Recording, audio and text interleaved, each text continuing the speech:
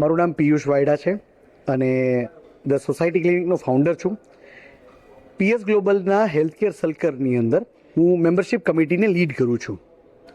PS ગ્લોબલનું જે healthcare circle છે એ one of its kind અમદાવાદમાં કહીએ કે ગુજરાતમાં કહીએ કે કદાચ ઇન્ડિયામાં કહીએ, આ એક પહેલું એવું બિઝનેસ ગ્રુપ છે કે જે સ્પેશિયલી ડેડિકેટેડ ટુ હેલ્થકેરના લોકો માટે છે.